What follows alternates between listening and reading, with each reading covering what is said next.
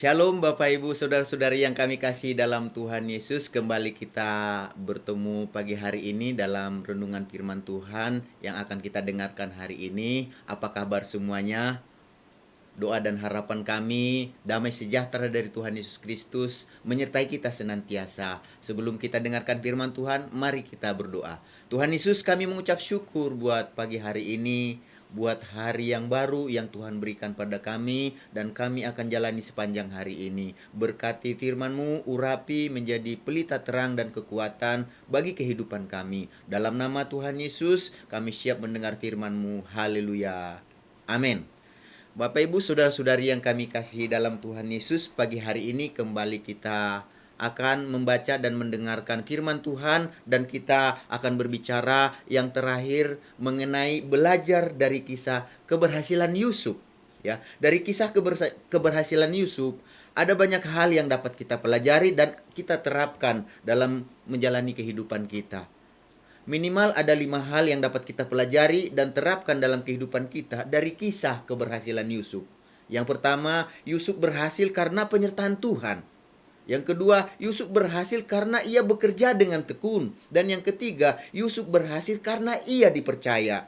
Dan yang keempat adalah Yusuf berhasil karena ia seorang yang bertahan dalam penderitaan. Dan hari ini kita akan belajar dari kisah keberhasilan Yusuf yang terakhir, yaitu yang kelima. Jadi yang kelima ini kita akan belajar dari keberhasilan Yusuf, yaitu apa yang membuat Yusuf berhasil. Yang kelima adalah karena Yusuf itu hidup takut akan Tuhan, ya. Hidup takut akan Tuhan itulah yang membuat Yusuf bisa berhasil menjalani kehidupannya dalam pergumulan, dalam berbagai persoalan, dalam berbagai situasi yang ada dalam kehidupannya.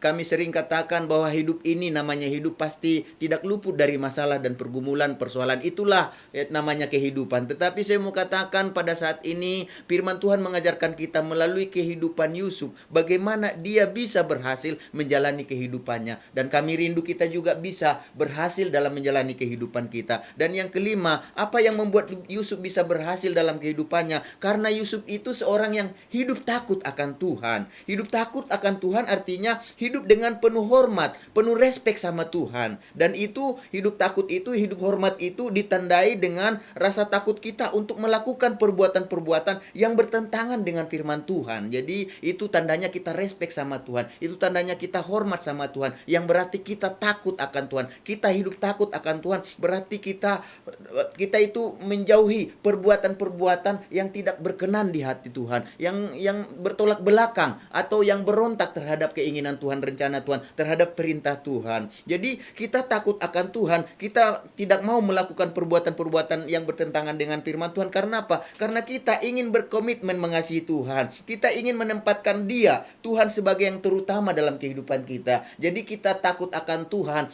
dan kita ditandai dengan apa? Tidak melakukan apa-apa yang bertentangan dengan firman Tuhan. Kita melakukan yang tidak bertentangan kepada Tuhan bukan karena kita takut dihukum oleh Tuhan, karena kita takut mendapatkan hukuman dari Tuhan, tetapi yang utama adalah karena kita mengasihi Tuhan, karena kita berkomitmen bahwa Tuhan yang terutama dalam kehidupan kita. Jadi Yusuf adalah seorang yang hidup takut akan Tuhan, dan hal ini dapat kita lihat dan kita pelajari dalam kitab Kejadian pasal yang ke-39 ayat yang ke-7 sampai 9. Demikian bunyi firman Tuhan. Kejadian pasal 39 ayat yang ke-7 sampai 9. Firman Tuhan berkata begini. Selang beberapa waktu istri tuannya memandang Yusuf dengan birahi. Lalu katanya, marilah tidur dengan aku. Tetapi Yusuf menolak dan berkata kepada istri tuannya itu, dengan bantuanku, tuanku itu tidak lagi mengatur apa yang ada di rumah ini, dan ia telah menyerahkan segala miliknya pada kekuasaanku. Bahkan di rumah ini ia tidak lebih besar kuasanya daripadaku, dan tiada yang tidak diserahkannya kepadaku selain daripada engkau, sebab engkau istrinya. Bagaimanakah mungkin aku melakukan kejahatan yang besar ini dan berbuat dosa terhadap Allah?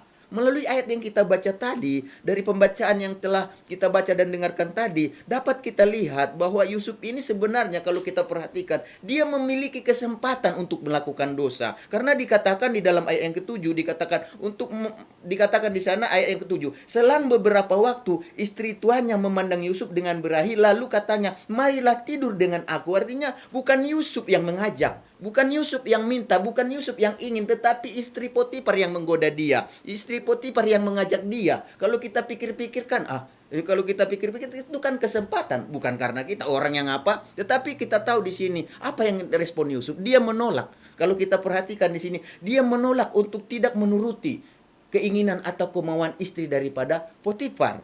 Itu dikatakan di dalam ayat yang ke-8 sampai 9 dikatakan begini. Tetapi Yusuf menolak dan berkata kepada istri tuannya itu, dengan bantuanku, tuanku itu dikatakan tidak lagi mengatur apa yang ada di rumah ini, dan ia telah menyerahkan segala miliknya pada kekuasaanku. Bahkan di rumah ini, kata Yusuf, ia tidak lebih besar kuasanya daripadaku, dan tiada yang tidak diserahkannya kepadaku selain daripada engkau, sebab engkau istrinya. Jadi segala sesuatu ada dalam kendali Yusuf, dipercayakan oleh Potifar.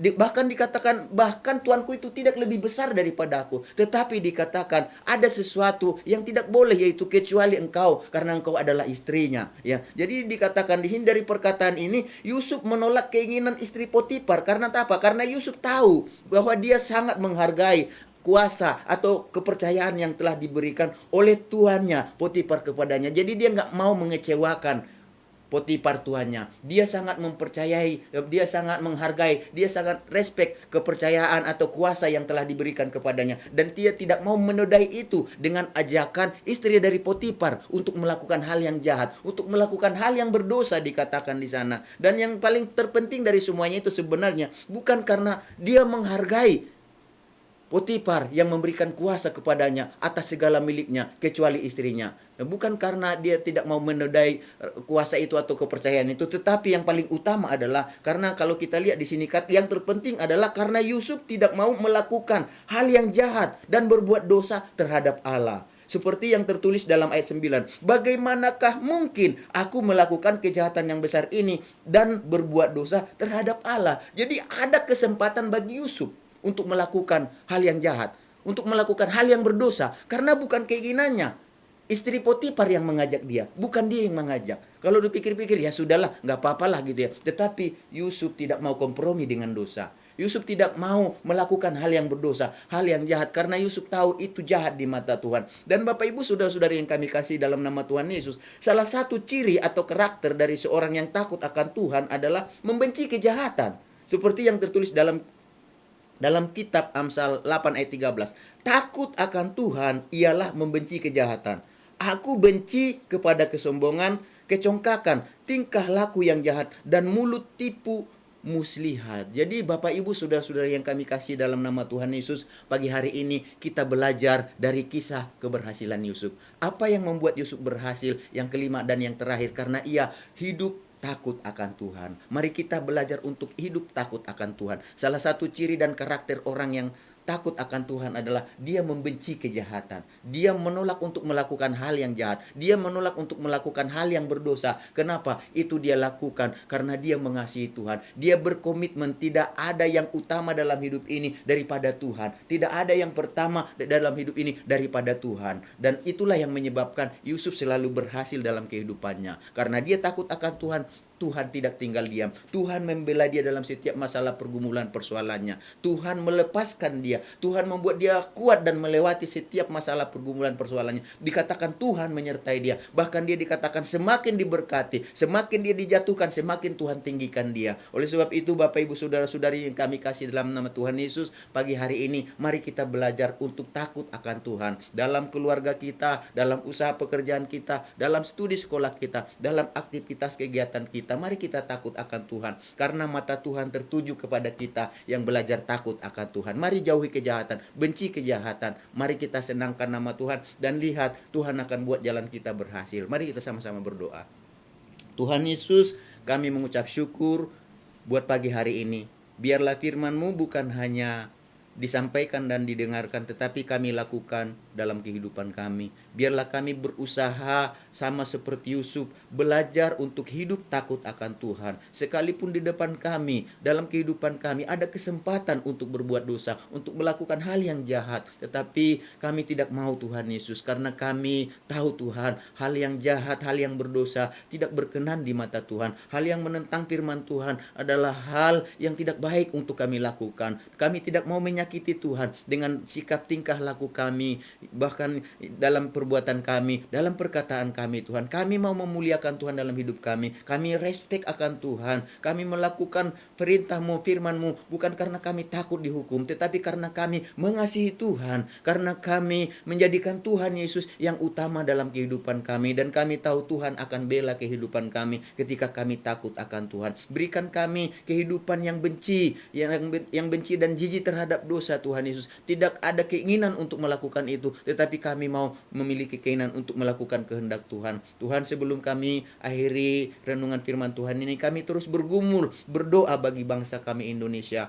Tidak kebetulan kami ada di negara ini Tuhan. Oleh sebab itu kami berdoa, berkati pemimpin negara kami Indonesia ini, presiden, wakil presiden, beri hikmat, beri kebijaksanaan untuk mengatur, mengelola segala masalah pergumulan, persoalan yang ada, baik itu akibat COVID-19 ini, berbagai musibah yang ada, bahkan teror yang ada Tuhan Yesus. Biarlah Tuhan beri kekuatan kepada para pemimpin Tuhan untuk dapat mengatasi semua yang ada, khususnya mereka-mereka yang ada di garda depan, baik itu para dokter, perawat, semua Tuhan Yesus yang sedang berusaha mematahkan COVID-19 ini Tuhan Yesus, terutama Tuhan sedang mengadakan vaksin, biarlah efektif Tuhan Yesus untuk memutuskan mata rantai COVID-19 ini. Dan kami berdoa saat ini Tuhan, berkati ekonomi, berkati sosial budaya politik, keamanan yang ada di tengah bangsa kami. Secara khusus berkati anak-anak Tuhan dimanapun berada. Biarlah Tuhan, mata Tuhan tertuju kepada mereka. Mereka hidup takut akan Engkau. Secara khusus umat Tuhan yang ada di JSS yang digembalakan oleh Bapak Pendeta Li Amin, berkati Tuhan mereka sepanjang hari ini, dalam keluarga mereka, dalam aktivitas kegiatan mereka, dalam pekerjaan, usaha, sekolah, studi mereka, apapun yang mereka perbuat sepanjang hari ini Tuhan Yesus. Biarlah berkat damai sejahtera, sukacita, kasih Tuhan senantiasa menyertai kami. Segala yang baik, berkat-berkat yang baik dalam firman-Mu, yang Kau janjikan dalam firman-Mu menyertai kami sepanjang hari ini. Dalam nama Tuhan Yesus kami berdoa. Haleluya. Amin.